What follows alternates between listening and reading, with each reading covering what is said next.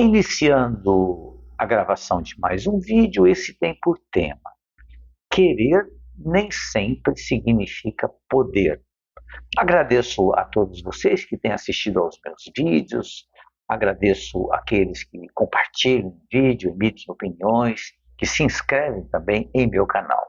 Fico muito grato. E agradeço a Deus pela oportunidade da realização de mais esse trabalho. Querer nem sempre significa poder.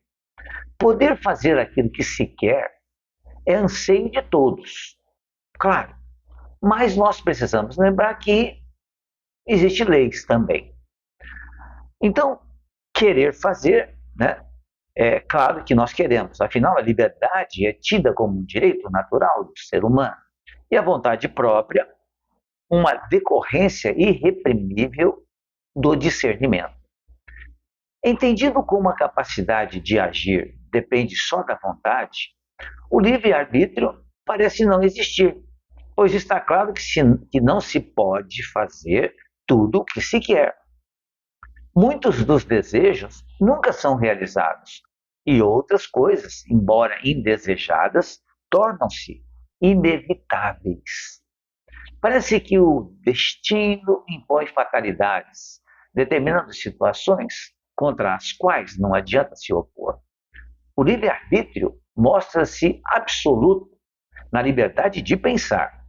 Ninguém pode impedir a liberdade do pensamento, mas no falar e agir, a liberdade já não é mais a mesma, pois as leis impõem respeito aos direitos dos outros também, afinal de contas vivemos em sociedade. Somente a visão esclarecida sobre a realidade espiritual permite compreender que o livre-arbítrio efetivamente é uma das expressões da consciência, fazendo as suas escolhas. O livre-arbítrio não pode ser entendido isoladamente, sem a consideração do conjunto das leis naturais, mas muito especialmente da lei de causa e efeito, segundo a qual cada manifestação do espírito gera inevitáveis consequências. A decisão pode ser escolhida, mas a consequência ela é sempre imposta. Devemos nos lembrar disso. A consequência é sempre imposta. Porque, claro, toda ação gera consequências.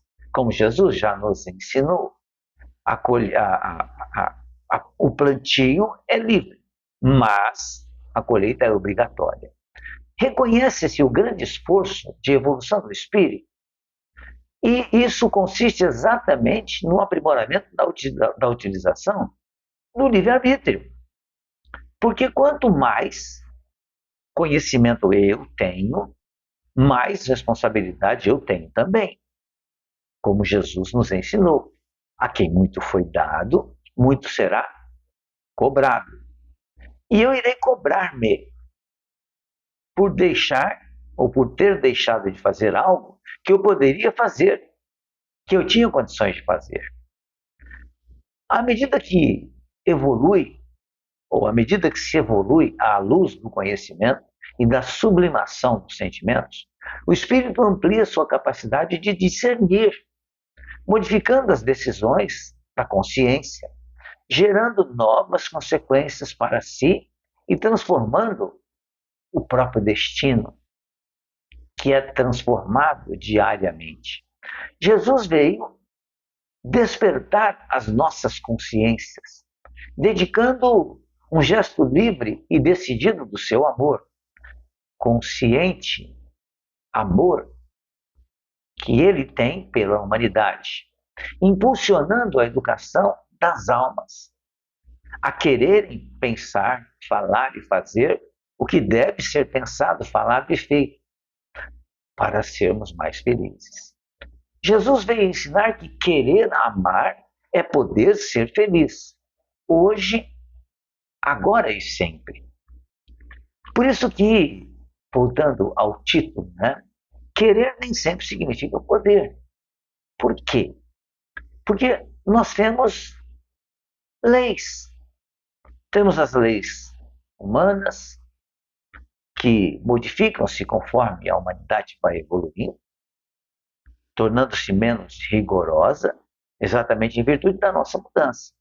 Existem as leis divinas, que são sempre justas e oferecem a todos nós as mesmas oportunidades. Mas uma frase que acompanha as pessoas durante muito boa parte da sua vida é o dizer que querer é poder. Não é bem assim, porque nós não vivemos isoladamente, não vivemos em uma ilha, vivemos em um planeta onde existem mais de 8 bilhões de espíritos encarnados, além dos espíritos desencarnados também. Então tem muita gente mesmo. Por isso que Deus criou a lei de sociedade, para que nós aprendamos, com a lei de sociedade, a conviver com as pessoas, entendendo que aquilo que eu quero, aquilo que eu desejo, precisa estar conforme as leis. Eu tenho que lembrar sempre que existe o outro. E o outro também tem, como eu, tem desejos. Mas eu não posso ultrapassar os limites que eu tenho. Eu não posso invadir o terreno do outro. Por isso que querer nem sempre é poder. É necessário que a gente avalie aquilo que a gente está querendo.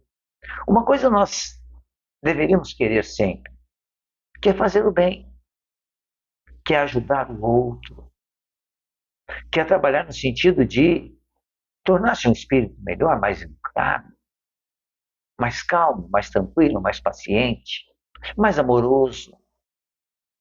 Com relação a isso, não há impedimento. Isso está dentro das leis divinas. E isso Jesus veio nos ensinar. Mas muitas vezes nós queremos algo que não é possível, não está ao nosso alcance e invadiria o espaço do outro, que devemos sempre respeitar, pois vivemos em sociedade. Então é muito interessante quando a gente ouve a pessoa bater no peito e dizer: "Não, querer é poder, eu vou conseguir isso".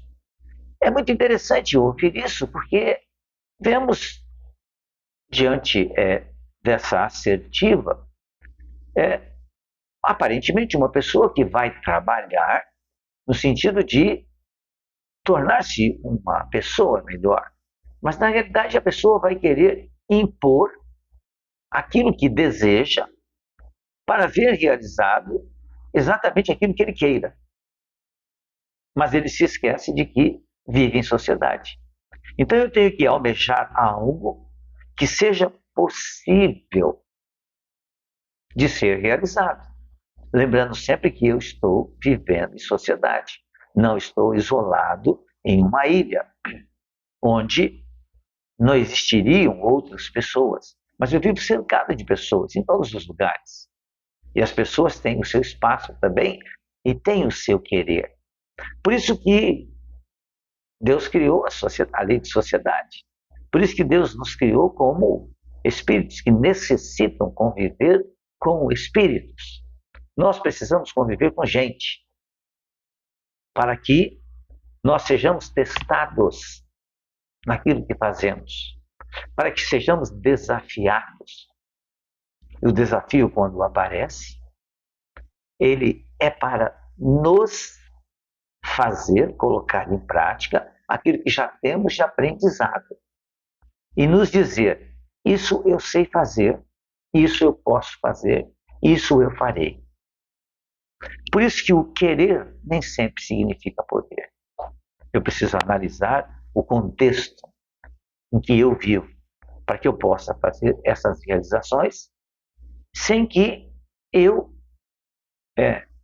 pule sobre os outros, sem que eu tire o direito dos outros. Tenho que agir dessa forma.